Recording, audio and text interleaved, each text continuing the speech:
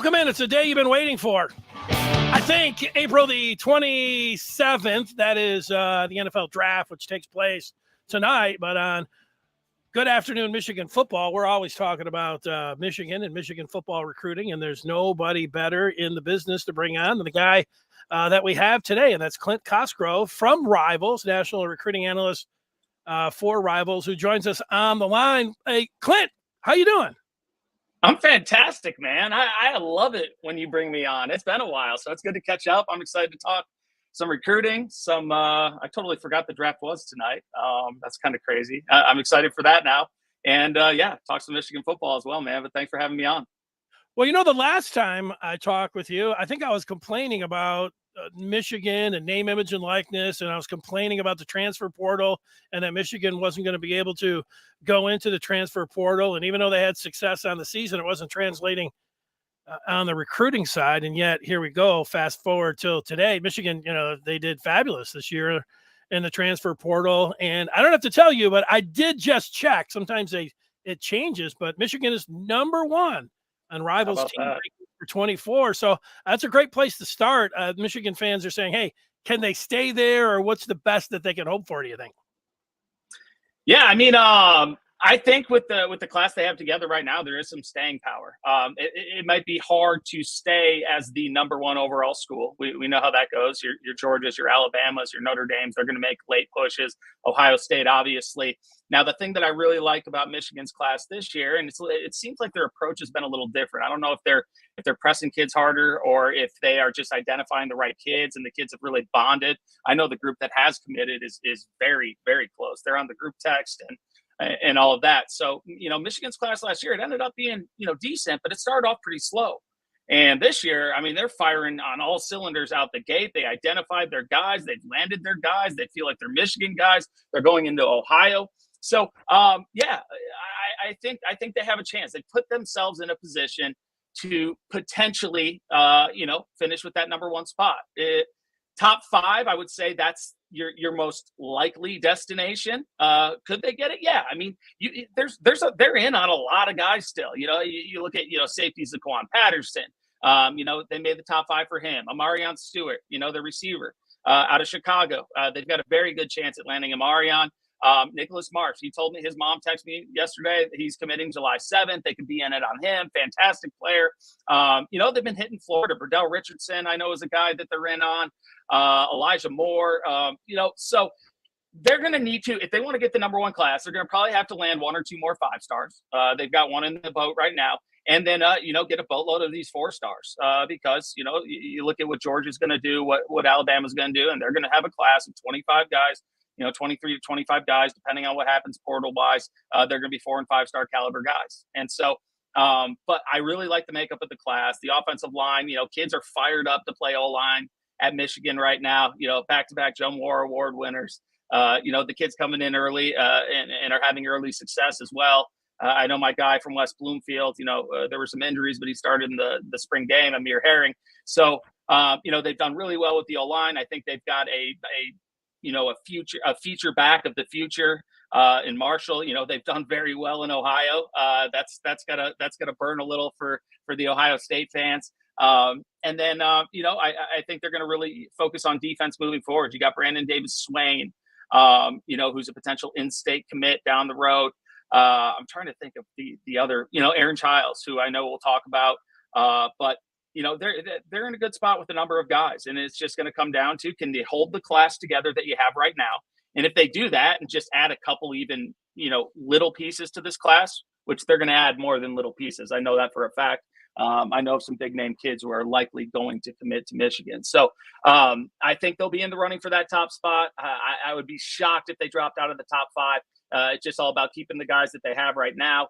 And, and then, finishing strong with some of these guys who are going to be national recruits and might bring it down to the very end. Just keep it going, Clint, man. You're playing the music and Michigan fans are out there listening, and we like the tune, that you're singing there. I didn't even know about Megatron Marsh and that Michigan. I know he committed to Michigan State. Then I thought, he was going to go elsewhere. To even hear that he has at least Michigan on the radar, I think is good news. As well as Michigan has done, people are still looking at saying, hey, what about wide receiver What about defensive Yeah. tackle? But you mentioned of going down to the Buckeye State, and there's definitely Wolverine fans are happy about that. It goes all the way back to the 70s, and you got to recruit the state of Ohio, and people for years, some of the lean years over the past, I don't know, 10 or 15. You start talking recruiting, they'd always say, got to get down to Ohio.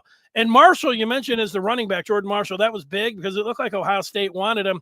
What about bringing in two backs?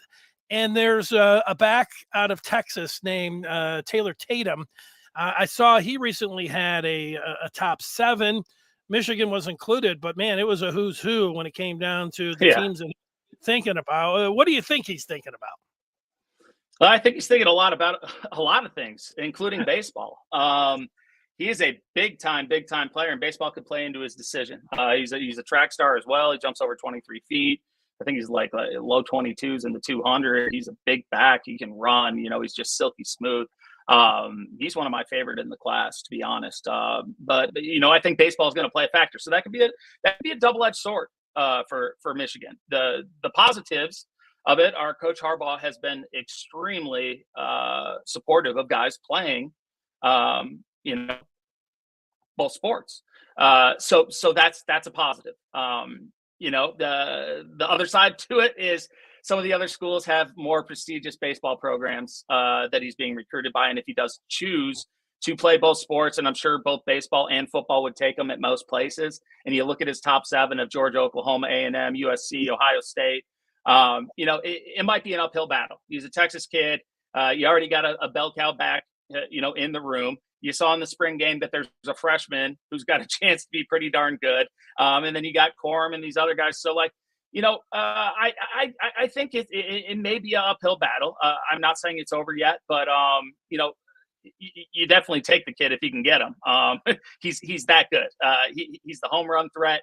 He's great lateral movement, one step. He can, he's got vision. He can create plays on his own. Aside from having the size, the speed, the explosiveness, and everything like that, I think he'd fit awesome in the offense. But like I said, this is going to be a highly contested recruiting battle.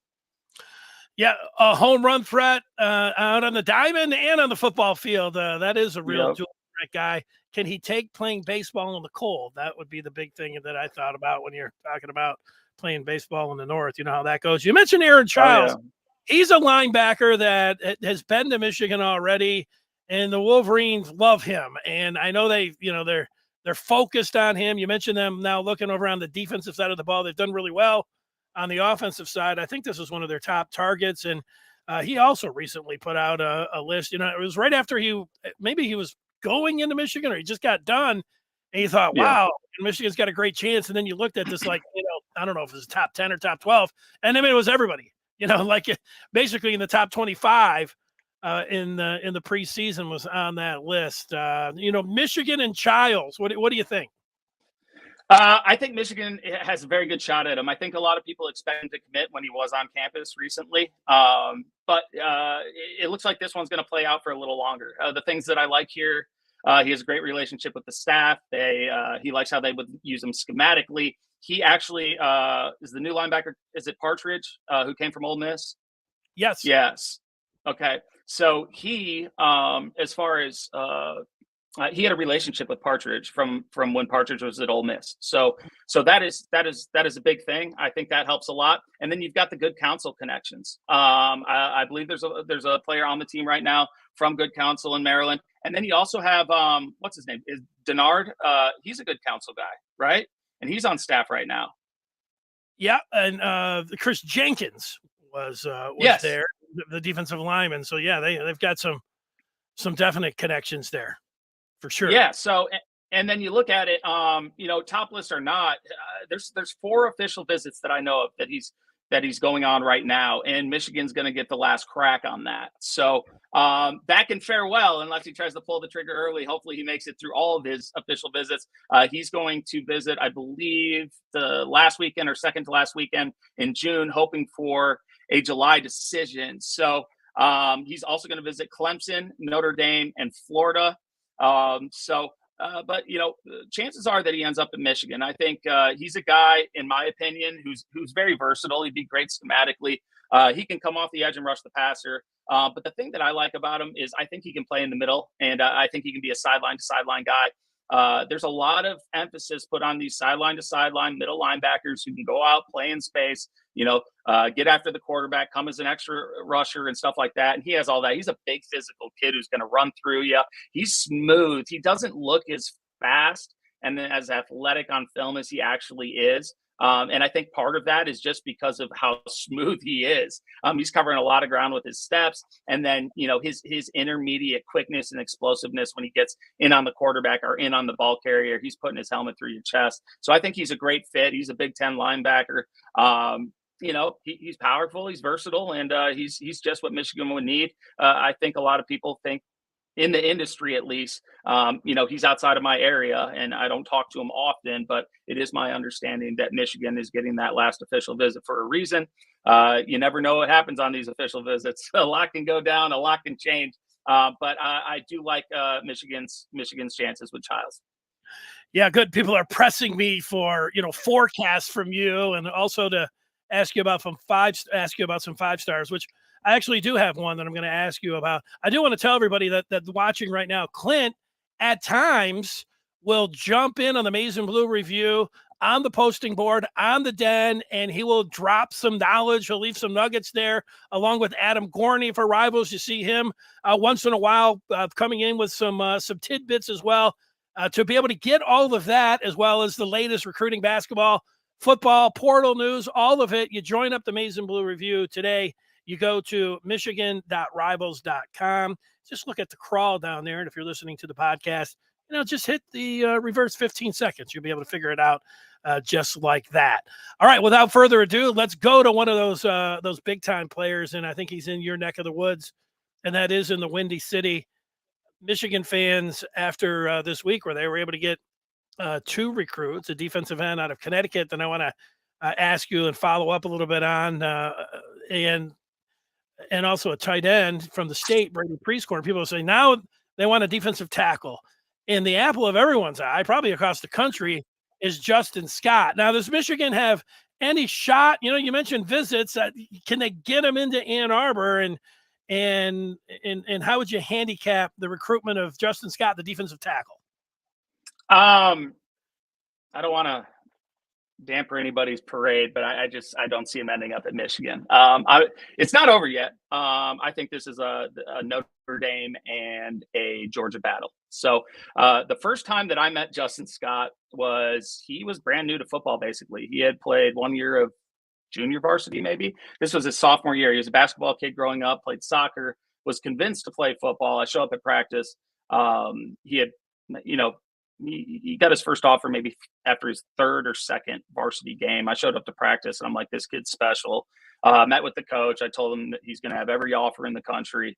He's like, you really think so? I was like, yes, he is that good. Justin's just so big, so athletic, such a great kid, so smart, and so explosive. And so, I went right out the gate. I was like, Justin, he's thinking that he's not even going to get scholarship offers. He had no clue how good he was. And I was like, if you could go anywhere in the country, this was before his recruitment blew up, where would it be? And he's like, well, like anywhere? Like, I was like, anywhere, because, you're probably going to have a chance to do that. And he's like, well, Georgia.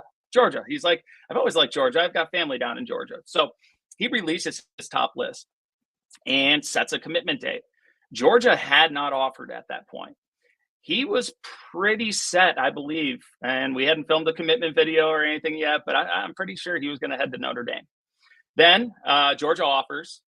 The recruitment opens back up. He realized he hadn't been to a bunch of places. Now, his mom would like him to stay in the Midwest. Academics are a big priority. So that obviously isn't in Georgia's favor. But the kids just always love Georgia. He's going to make it down there on unofficial. He's going there on unofficial. And then he was just down in spring break in Miami, stopped by Miami. I think it was more because he was in the area, and then ended up liking what he was seeing as well. So I think Miami's probably maybe your 3rd place school here, with Georgia and Notre Dame at the top. Michigan was a school that he was seriously considering early on, but I just don't know if that's going to happen. But until he announces, it's anybody's game. Michigan obviously is doing very well. They are a high academic school, and they are closer to home than Georgia, which are all important to the family. And so you just never know how it'll play out. But my Michigan odds, if I was handicapping, and if I was, I'll say 50-1, because I wouldn't want to pay out 100-1. So I don't see it happening, most likely. Well, I always say, mothers know best, and Michigan is in the Midwest, so it is pretty close. If they can get them on campus, maybe those odds can change. All right, well, let me get to one more if I can, if you got the time for that. For sure. And that is, I mentioned Jacob Smith. He a defensive end out of Connecticut. He committed this week to Michigan on the same day that prescoring the tight end out of Rochester Adams. Now he has a brother, and Jared committed. I'm sorry, and Jacob is the one I want to talk about. That can get me confused. You start talking twins. I'm sure that's happened to them.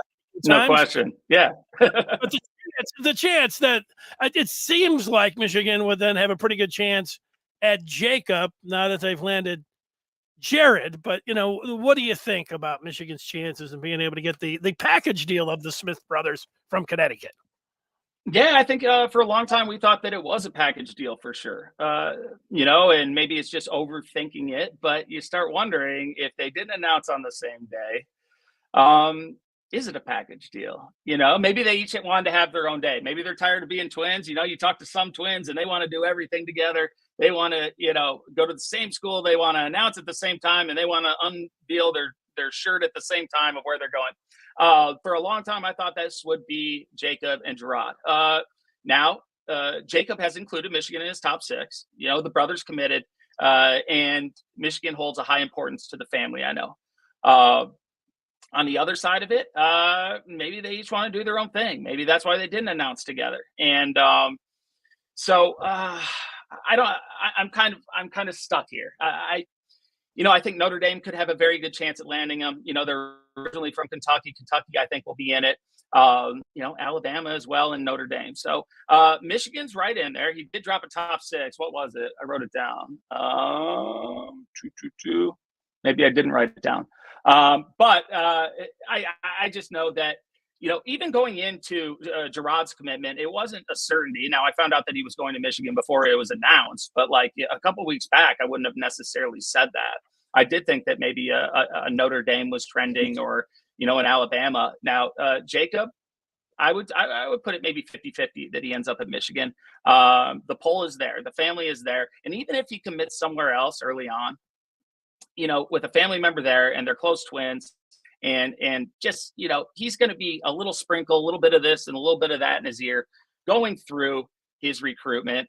So I think Michigan's in it. The only thing that worries me is that his brother committed already. He has not, and he is leaving it as a top 6. And you've got schools like Alabama and Notre Dame pressing. So we'll see. It's not over until it's over. It's not over until signing day. And like I said, even if he commits somewhere else, I do think that he could have a chance ending up or at Michigan in the end. And no, I am not a Notre Dame alum or Notre Dame fan. I am not. My grandpa was, but no, I went to Wisconsin and Arizona State, coached at Nebraska, Minnesota, Dartmouth, have no ties to NotreAme whatsoever. I didn't know you were reading the chat. No, that was the first thing I saw, and I think it was it's like my automatic non-bias light goes up. So I didn't realize there was a chat. Yeah. Oh yeah. It's over there. We could sit there all day. You go through the questions. I do every day at 1:00. I wanted to ask you, you've stayed longer than I thought you would. What you've just been through the camp circuit down in Cincinnati, I think in Atlanta. Are there any local guys, like when you forecast out from 25 to 26, and people are always saying, who are are there any potential? They don't have even 5 stars, I think, when you get to 26 yet. But is there somebody that you would look at that at least people can take note of, that you would think that Michigan is probably taking note of, that you saw down at these camps when you were putting them through the paces and meeting all these guys? Yeah, for sure. You want to talk about young bucks who are going to be fantastic and in the backyard.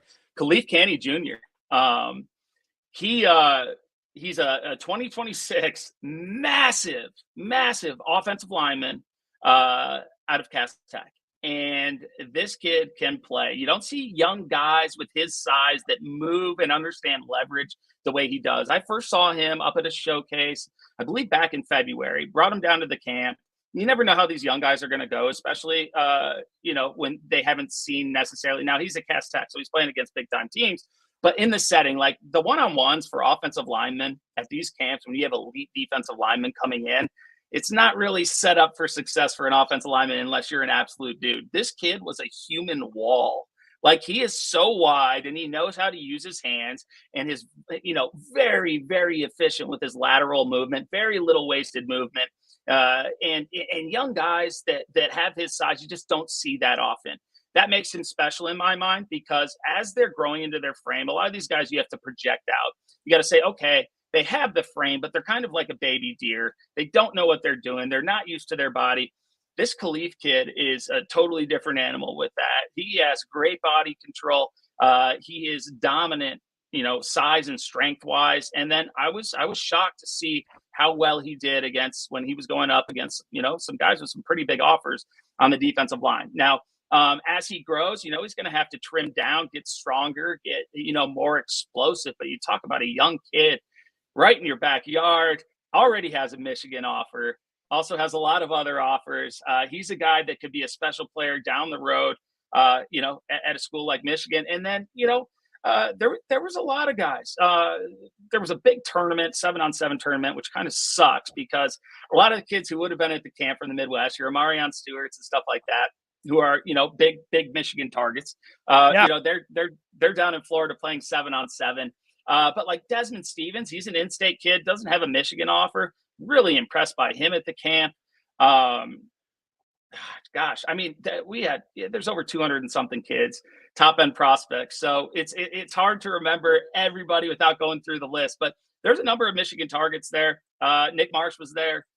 He had a fantastic day. Georgia commit Nitrarian Tuggle was there. So you had a little bit of everything. Some young tight ends from Ohio, 25, 26 guys who are going to be national recruits. I have a feeling there's probably at least 5 future Michigan commits that were there. I couldn't tell you who they are right now off the top of my head. But from the group that was there, I think that there could be a bright future for Michigan recruiting.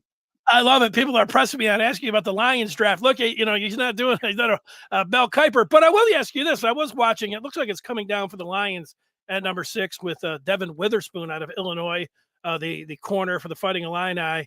And then Gonzales, the corner, Christian Gonzales, I think his name is, from Oregon. So I watched a little tape, and, Gonzales at 6'2", everything that I think that, like, I hear scouts talking about, and you were seeing some of that, guys fluid, turning, smooth, and you just watch him, you say, oh man, the prototype. Weatherspoon, not so much. You watch him, and he looks like he's a shorter guy, not that big, and yet he wants to come up like and kind of play like a safety or a linebacker. So I don't really know. You've got 2 guys that they could be taken back to back in the draft, and the Lions are sitting there at 6, and everybody thinks because of, they call him a warrior, and he leads as a corner, which is different. That seems to play into exactly like the Aaron Glenn, who was a corner, and Dan Campbell, who, has that kind of talk. He kind of fits it. It almost seems like a natural. But man, you watch Gonzales, and he just looks like everything. I don't know, like when you watch the film on that, and you get 2 like seem drastically different guys. I mean, how do you end up ranking them if it came down to it? Who would you take? Well, I've seen the Illinois kid a lot more than I've seen the Oregon kid. There's 2 ways of looking at this. And you talk about Dan Campbell, he is a hard-nosed football man, football guy. So I was a secondary coach. I have biases, when it comes to the style of player, the type of body type that I like at the position. I like your tall 6'1", 6'2", long guys, because there are very few who can play corner at an elite level, and that inch or 2, as stupid as it might sound, can make the difference between a win and a loss, between a batted pass and a touchdown. Now, I'm going to say this about the Illinois kid. That guy, he loves football. He maximizes his potential. He's extremely athletic, and he's a cover guy. The good thing about the Lions is they're pretty set at receiver. These guys who come in, They're going to get a chance to go against some top-notch receivers, from day one. I think that will help with their development. So as a football player, and this really comes down to what is the GM looking for? Are they looking for the high upside guy like Gonzales with the length, the size? Hey, he checks all of the boxes physically, athletically, and as a football player. Or are they looking at the guy who is a mainstay? He's going to live and breathe football. A lot of success in the NFL doesn't come down to necessarily the skill set. These are elite players. It's the points that they separate themselves from others that are like them. So you look at Gonzales. Physically, he separates himself with his size. Weatherspoon, he separates himself with his coverage ability, his ability to go and run and hit, to instill a physical brand of football. And then I think the biggest part comes, when guys have a vastly different skill set, it's the mental makeup. Are they a mental giant? Are they a mental mouse?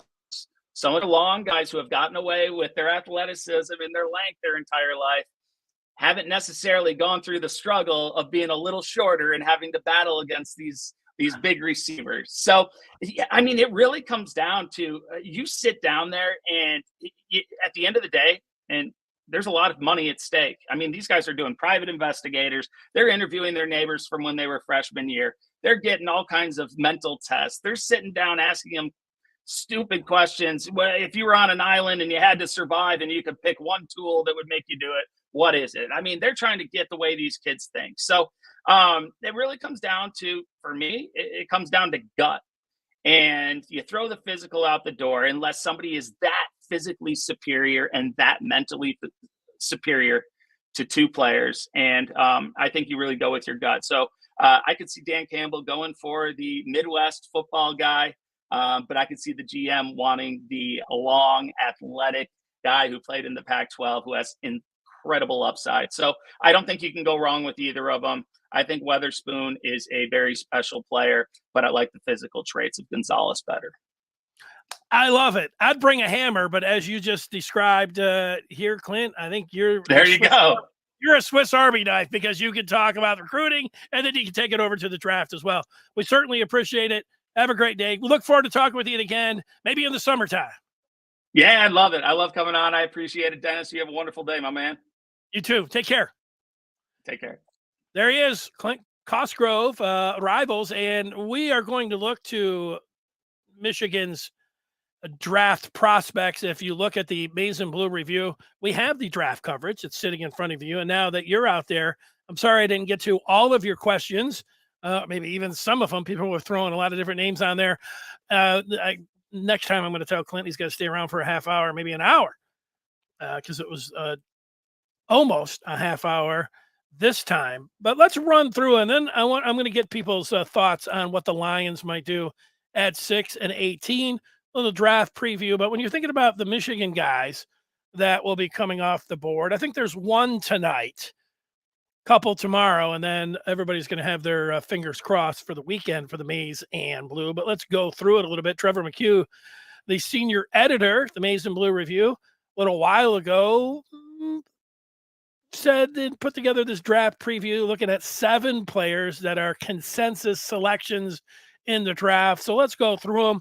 I just saw today that Mozzie Smith was mocked in the first round to the Saints from the Athletic. So maybe Mozzie will his name, he's the one to keep an eye on tonight to see if his name gets called for U of M. I think after that, and you look at the particulars for Mozzie, tremendous career. I think when he does get drafted, one of the first things people will say about him is that he has a unbelievable combination of size and power, and making that Bruce Feldman freak list where he was able to go through and do some of that. And what he was able to do at the combine and the bench press. Is there an outside shot that Turner could get called tonight? I think so, but I think this is more likely tomorrow for DJ Turner. And the first thing that these analysts will say when you're talking about DJ Burner is what I have up on the screen right now. 40-yard dash. 4.26. That's going to get Turner's name. That gets you attention.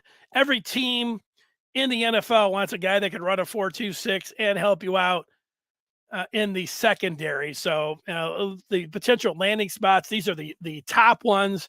I think you could put another half dozen, maybe dozen teams on there when you start thinking about a guy that runs a 4.26. Look at that. Luke Schoonmaker came on last year when Eric All went down. Michigan didn't miss a beat. A little bit of surprise. I mean, that and Eric All, tremendous football player. Schoonmaker went right in there, and for him to step up like he did, I'd also put Loveland in there behind him, coming on like gangbusters as a true freshman. But look at that. Schoonmaker, he's looked at as a third or fourth round guy, prototype tight end. The Michigan prototype, 6'5", 250. That's where all of when we were watching the spring game and talking about the guys that Michigan has now, sitting right in there. I'd put the Lions on the potential landing spot for Schoonmaker as well. Couple more guys. There's Ola Timmy. Has there ever been a transfer that came in and fit more perfectly or played up to his billing than 55 in the maize and blue? I don't think so. And Olu, team needs a center. You need somebody to snap the ball for 10 years, smart, can get it done. You can do worse than Ola Timmy. I think that you're getting a steal if this guy is there in the middle round, certainly the fifth round. I think there'll be some teams running up with the card to get somebody. I'll tell you, the Lions, they're all set with Ragnow at center.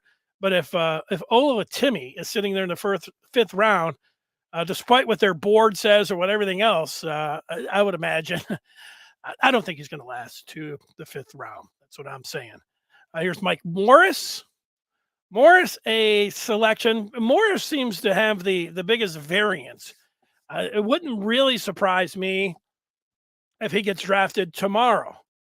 And yet, McHugh has his projection all the way down to even the fifth round. So I think between the second and fifth round, that's a huge gap when you're thinking about Mr. Morris. Of course, if things don't work out, he can just keep doing those law commercials. I think the talent there on the TV, once you see a guy, you get that football helmet on, put him on camera, and say, "Hey, what can 1-800 Mike Morris? What can he do for you?" He can get you a lot of sacks. Oh, Baltimore. Let's see if he's a potential landing spot. Oh yeah, Ravens. Ravens. Mike Morris. I'm in. I can see that happening. Ravens are in on everybody that that went to Michigan. And we know the connection. It'll happen. How about Ronnie Bell? 4th, 5th round, says McHugh. Looking at the numbers there. 889 yards, 4 touchdowns, 6 feet, 191. And he's a money possession receiver. And those guys are worth their weight in gold in the NFL. Get him out there, throw him the ball on a 3rd and 7. He'll go over the middle, and he'll come up with the catch. The wide receiver from Michigan, a captain. Bell projecting as a number 3 wideout and a return specialist early in his career. And that gets us down to the guy who played left tackle for Michigan last year, Ryan Hayes. Projected as a middle round guy, 6'6", around 300.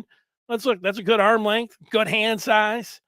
What's not to like about Hayes? Productive at Michigan, right tackle or guard for the Wolverines. How about that? Taking a look at it.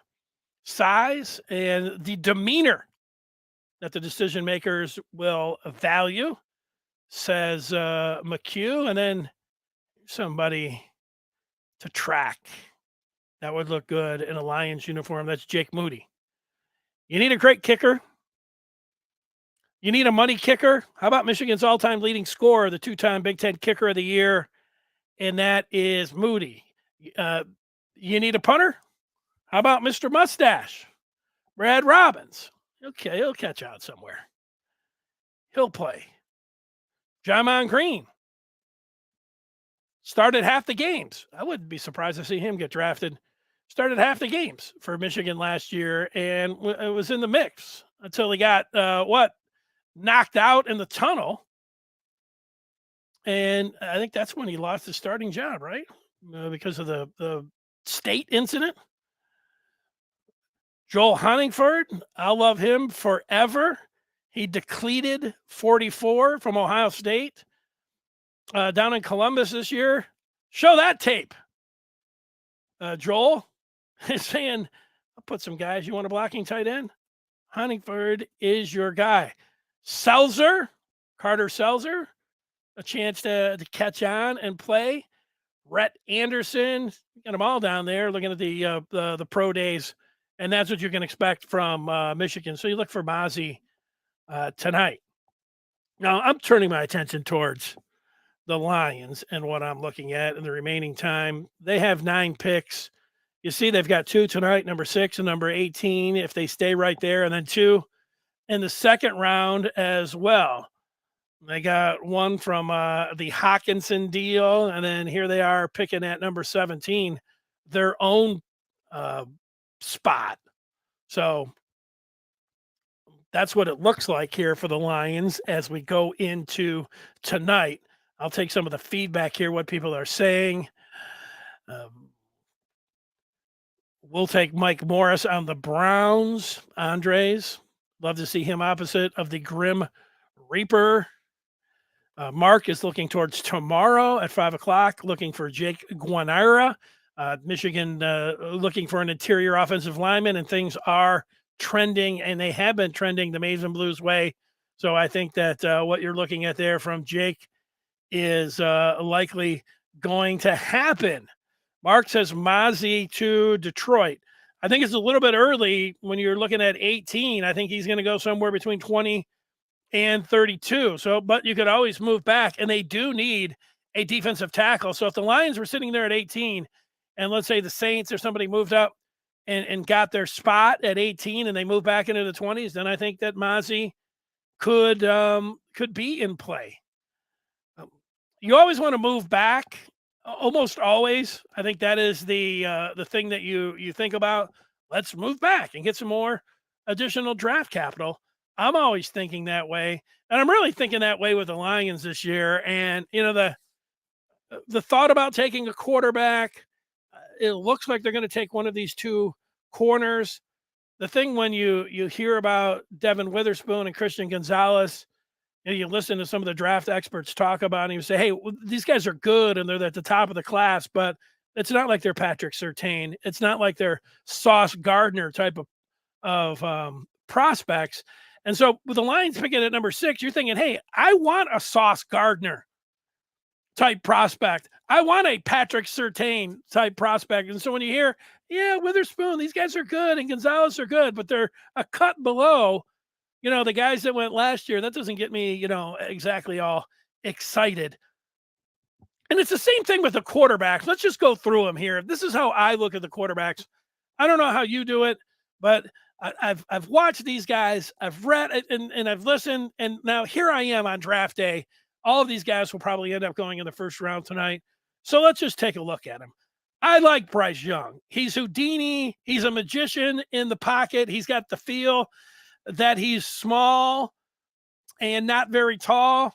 Does that affect things? Sure, it does. But when you watch him play, he, like I said, is a magician, and his feel for the game is uncanny. He would be my number 1 pick instantly. And I put my comparison down to these quarterbacks that will be selected tonight. If they hit, and I look at Bryce Young as a Russell Wilson type. Wilson wasn't the tallest guy, could also move around in the pocket and make things happen. And I think the chance of Bryce Young hitting is the best out of all the QBs. And I would look at it as him being about a 70% chance guy of making it in the NFL. I would take Stroud second. And I think his upside, and he projects to being a guy like Dak Prescott, somebody who can throw from the pocket and deal there, not necessarily looking to run, but as we saw in the Georgia game, can. And I think there's like a 60% chance of Stroud hitting. The one thing about Stroud is that when I watched him play against Michigan, I remember making the note, like, I hope the Lions don't take him. He's not all that impressive. You know, he threw the great pass to Marvin Harrison Jr. in the first half, but he had a bad second half. I think a lot of that was on first base. Ryan Day for playing so conservative when he had a guy who might be the number 2 pick in the draft. Certainly, I think a guy that'll be in the top 5. I know he's fallen. I know, there's a lot of attacks on him, but I would bet that he would go in the top 5.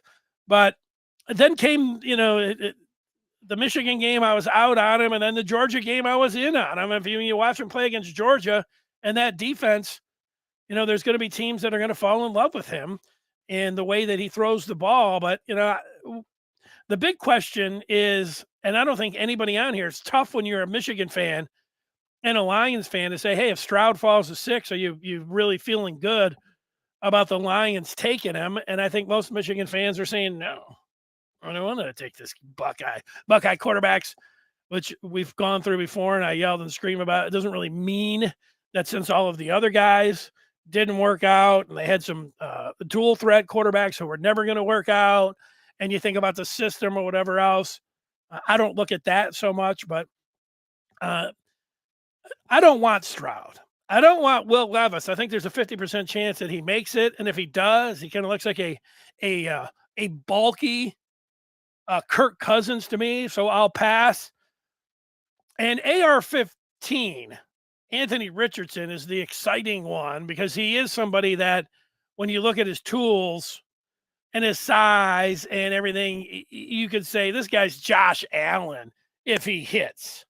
But he's got a very low chance of hitting. And I think if I'm going to make some predictions here for you.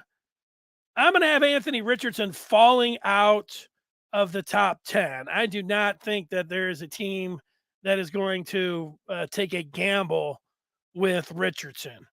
Once you watch him, sure, you love the tools, but you also watch the tape, and I think there'll be plenty of guys that'll just be like, that guy's a project, and we are not taking him in the first round. So that's what I think about the QBs. Let's see.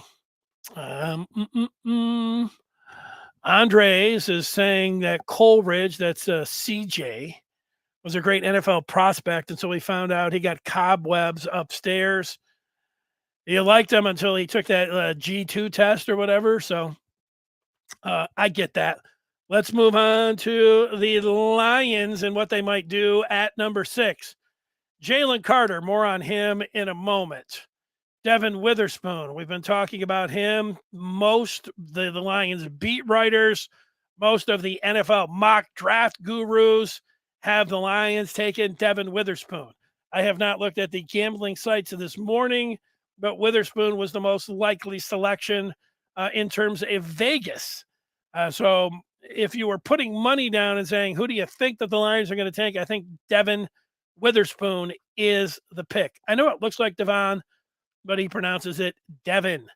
I'll get to him more in a little bit as well. Same thing with Christian Gonzales. You keep reading about the corners. If it's not Weatherspoon, then it's Gonzales for the Lions at 6.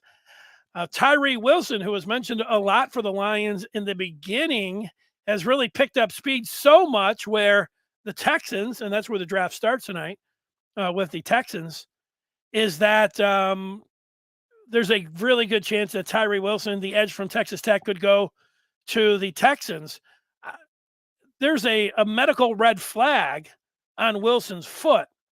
I wouldn't be surprised if he falls out of the top 10. I'm not privileged to the medicals, but when you have a medical and they're talking about it being a foot, and you're a big guy like Wilson, I'm not taking him with my number 2 pick or my number 6 pick. So unless you feel great about the medicals there, I think there's a red flag. I think he could also be a nice candidate along with Anthony Richardson to fall out of the top 10. Heck, when you have a medical like that, you could fall out of the first round.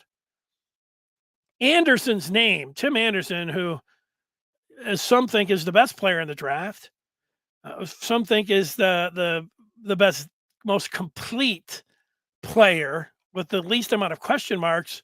Well, the mock drafters and NFL types started hearing that, and they said, well, we'll poke some holes in them. And they have for the last month. Anderson's fallen. Anderson. Well, maybe Anderson will fall, and I'm going to say that this would be the best case scenario for the Detroit Lions. There is a chance that Tim Anderson Jr. from Alabama falls. I don't think that he will fall beyond 6 to the Lions. I think this is the dream scenario. I'm not sure that it will happen. He could go to number 2, the Texans, but he could go to 3 to Arizona. I think that this would be great if the Lions could get him. I would be throwing a party tonight at I don't know, around 9 o'clock or whenever, 9:30, when the Lions make their selection. If they were able to get Anderson from Alabama, that would be great. Some of the feedback here, Mark, is saying maybe a trade for the Detroit Lions. They need a backup quarterback. They do need a backup quarterback, and they may trade. But when you're picking at 6 and you're picking at 18, you're thinking about picking the quarterback for the future. And then you're thinking Jared Goff is the bridge to the future. So, yeah, he would be the backup, but I think you're looking at, one of those career backups that you would add, even if they did go out, depending on who it is. Like if it was Richardson, you wouldn't want to play Richardson as your backup quarterback. If it was one of those other guys, like if Stroud fell to 6, maybe he would be the backup this year and could play. Buckeye Mark is putting the numbers up for Stroud and what he did against Georgia. Yeah, he looked great against Georgia. The Lions getting DTR'd of UCLA in the middle rounds as a backup. Sure, that's a hot name. I think the Stanford quarterback, I'm talking about very late, the Stanford quarterback, and I watched not only in the championship game the last 2 years and a number of other times when they were on TV, but then I watched them at the combine throwing the ball. And I think Stetson Bennett, the 4th, would be a nice pickup for a team in the 6th or 7th round that's looking for a nice serviceable backup. Here's a prediction for you. Stetson Bennett, the 4th, a walk-on 2-time championship quarterback, will have a 10-year NFL career, mostly as a backup. Oh, those are some of my, I don't know, you call them hot takes. They're draft takes as we go into it. Now, Jalen Carter might be the best player that is out there, the defensive tackle from Georgia, but we know about the off-field situations that he has been through since Georgia won the championship. He was out drag racing, and the people that he was drag racing with ended up getting killed. He left the scene. He came back. That whole situation, that is something that, whatever you think about that, it's at least something to think about decision-making and recklessness, all of that, and, how he responds. But then it was his workout where he picked what he was going to do, and he was a dog. He was out of shape. His tongue was hanging out, and he wasn't ready for his own workout, which he set his date and wanted to be the number 1 player taken in the draft. And the teams looked at him and like, look at this guy. This guy's completely out of shape. That's a total red flag. And here's what Carter had to say. This is a quote from Dave Burkett that I took today and typed up on the screen. I feel like I could have worked harder, but I feel like I put in enough work to get me where I am now. But there's always room for improvement. You excited about taking this guy? If Holmes and Campbell decide to take Carter, if he falls to 6, the decision, we know what it is, that they are taking talent. They are taking what they saw with their eyes during the games. They are taking a guy that it could be the best player in this draft, a player that has the most upside in everything, Jalen Carter. And you're going to know that when they talk with him, they believed him when he started telling him how much he loves football, what kind of work he will put in, what it means to him and all those things. They have had those conversations with him. They have to suss out whether he's a dog and whether he gets $50 million in his pocket and he's just going to be chilling and sitting back and eating cheeseburgers and not worrying about trying to be the greatest football player that he can. They need to figure that out. What they have come through, it seems like this isn't a good fit for the Lions. That the Lions would pass on him if he gets there. But if they do take him, that they feel good about, because everybody knows those were the questions that you You had to ask him, and then they will have felt good about what he said about that. So at 18, I think I skipped ahead. Let me look at 6. At 6, these are the candidates for the Lions. Carter, the 2 corners, Witherspoon and Gonzales, Tyree Wilson and Tim Anderson. I think it will be one of these 5 guys. And now when we go to 18, I have put 4 edge rushers on the table. Nolan Smith from Georgia, Miles Murphy from Clemson, Lucas Van Ness from Iowa, Will McDonald the 4th from Iowa State. Now, if the Lions somehow got Will Anderson, which I don't expect to happen, but I do have on the list there, which would be a dream scenario, I don't think they would double back with another edge. So I think this board would completely change. I think they're going to get one of those 2 corners. And if they do that, then I think they're going to get one of these edges. And I think that Lion fans will rejoice that they have gone the direction of going for it this year, not taking the quarterback, not taking a tight end, not taking offensive players, 2 defensive players, and the Lions fans will be throwing a party tonight. And, they got reason to do that. I'm not telling you not to throw a party if they go this direction. It's sound. You can see what they're doing. And I get it. Now let's see what the people have to say before I give you what I think is going to happen and then how I would pick it. Blank name says Carter's doing what he did, definitely made it easier for the Bears to trade the number 1 pick. Well, there's no doubt about that. Buckeye Mark, says that some Michigan fans blinded by OSU. What did we say about Zeke? Now Stroud, his game more a pro fit than college. It's not love, it's an observation. Yeah, well, if the Lions would take CJ Stroud at 6, they're getting the second best prospect on the board.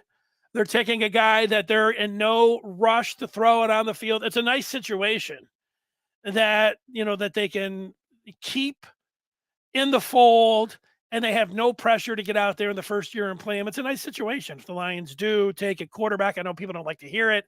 Actually, they hate it. Like, they get really antsy when you start talking about a quarterback.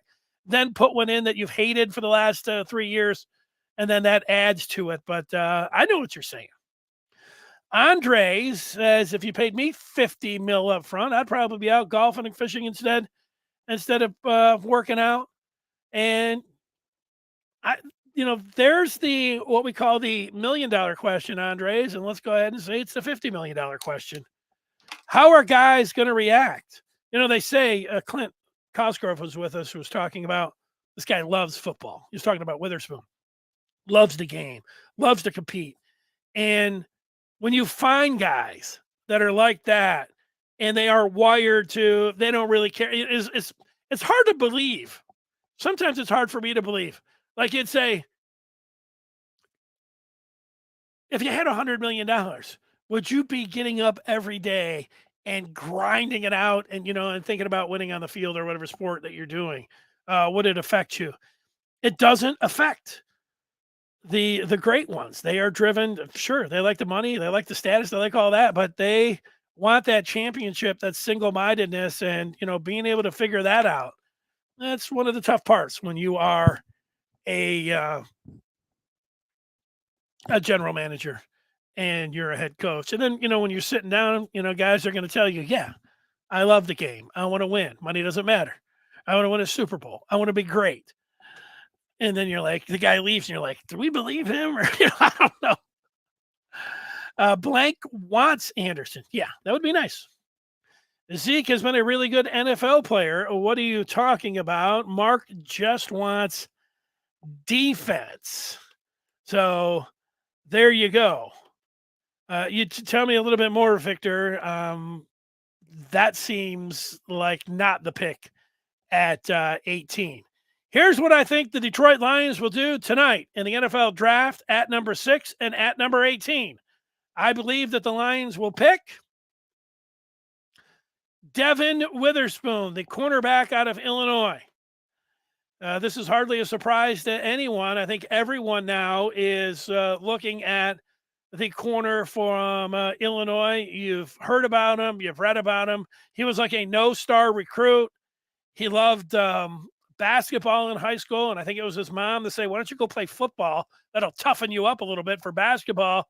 And then he fell in love with football. And he's a unique guy, which is why whether you want to start saying it of culture, fit, and all of those kind of things, Dan Campbell and Aaron Glenn are going to love this guy. When you hear people talk about Witherspoon and him wanting to play the run and him being a leader at corner, this is different. You normally don't have leaders at corner. Follow me. Watch how I play. I'm going to get in there. And mostly when you hear about corners, you don't hear about guys that love to play the run, love to come up and hit. And this is a guy that's got still tremendous ceiling. Of course, being in the first round, he's got all of the intangibles that you're looking for. I don't know the knock, if there's going to be one. He's just around 6 feet tall, and he weighs a $180. So but Aaron Glenn wasn't the biggest guy. So I think that everything matches up with a Campbell Glenn type corner, and this is the direction that I think they'll go. At 18, this is also a fit guy. Lions are looking for an edge. At 18, out of Iowa, I think they will take Lucas Van Ness, a guy who is a sort of a late bloomer, a hockey player, and then somebody whose best football is in front of him. Hercules is his nickname. Campbell and Glenn, again, this falls into what I think they're looking for, and this is why I think that his profile completely fits the Detroit Lions, and they would love to get him at number 18. This is how I think it's going to play out for the Lions. I think they will take Devon Witherspoon, the corner from Illinois, at number 6, and at number 18, I think they'll take LVN, Lucas Van Ness, the edge from Iowa, and that's how I think it will go. Now, here's what I would do. If they brought me into the room tonight, this is the way I would play it out. I would take Christian Gonzales, the corner over Oregon. Now, I would assume, have watched every game that both of these guys have played. I've watched a little bit of Illinois this year, and I put on the tape and watched some highlights of these two, and I've read all about these guys. Gonzales at 6'2", 200, plays the position effortlessly. He looks like the prototype shutdown playmaking corner. Just watch the tape. You look at him and you say, man, he's smooth, he's fast, he's a playmaker. He looks like a guy that any NFL team would want. It's an easy pick, truth be told. The Witherspoon pick is different. He's not your average first round top 10 corner. He's somebody that wants to get his nose dirty. He wants to get his lip bloodied. He's a warrior type. And that's usually not what you're talking about when it comes down to cornerbacks. He was lightly regarded. Illinois was his only D1 offer. He was going to a JUCO when he got a call that his test score came through, and then he went to Illinois. And obviously he has flourished there. But he is an intangible guy and somebody that I understand that Dan Campbell and Aaron Glenn are just going to fall in love with. So am I going to kill guys that they've watched the tape there too? And when it comes down to it, I'm sure Glenn and Campbell, it'll be a really easy conversation for them. They're like, you like Gonzales? He looks like a prototype. They're going to like, yeah, we like him, but they're going to love Witherspoon. And they're going to talk about his intangibles and his leadership and how he's different than most corners that they've seen And then Glenn will go and he'll compare him to guys that want to come up and punch you in the mouth and guys that aren't afraid to take a hit and his leadership from the position. And Lion fans will love him. They'll hear him talk and, they'll be overjoyed with the selection. And I'm not saying that they shouldn't be. I understand it.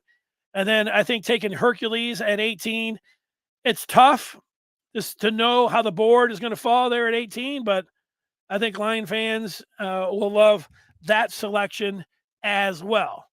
So, I was thinking about some of these tight ends, but this is where you want to hear people get upset. Lions at 18 go with Dalton Kincaid or Michael Mayer from Notre Dame.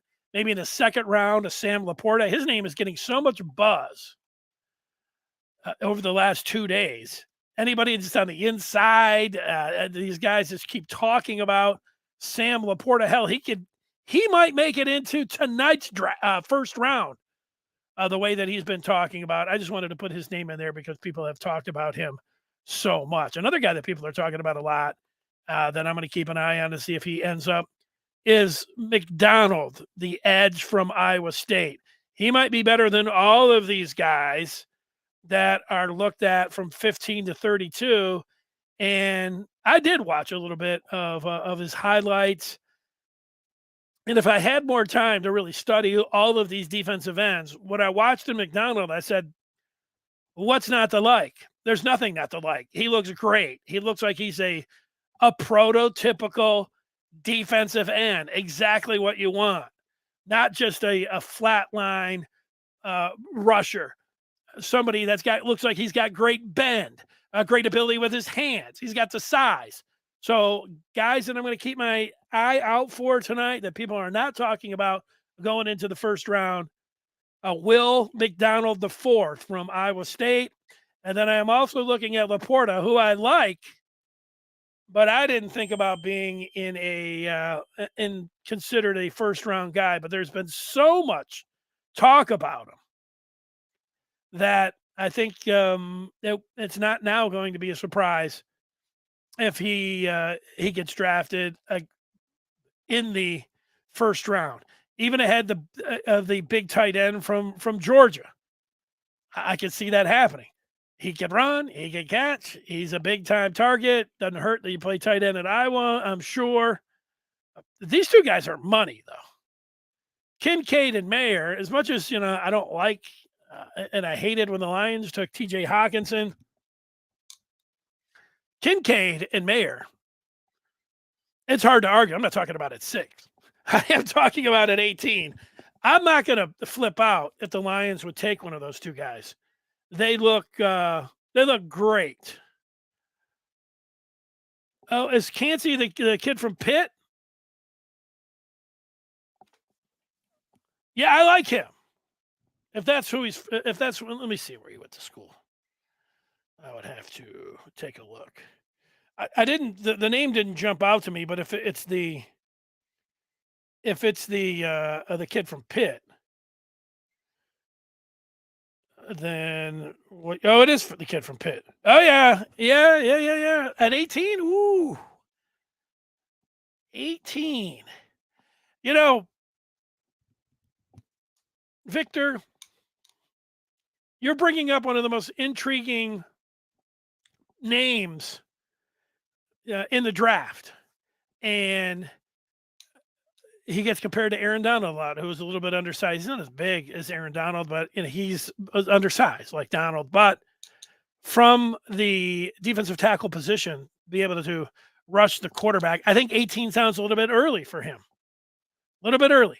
But the Lions do need a defensive tackle, and this would be one of those things like if they're moving back from 18, they just might be thinking about somebody like Cansey that you're talking about. That's what I'm doing, and that's what I'm talking about. All right. Thanks so much for joining us. Thanks for Clint Cosgrove from Rivals for checking in, giving us his thoughts on some guys that Michigan's recruiting. Yeah, tomorrow, big day for the Wolverines as they'll be on the lookout to add an interior offensive lineman. We'll be here at 1 o'clock ready to talk about it. Until then, everybody have themselves a great day. And thanks for watching. So long. Enjoy the draft.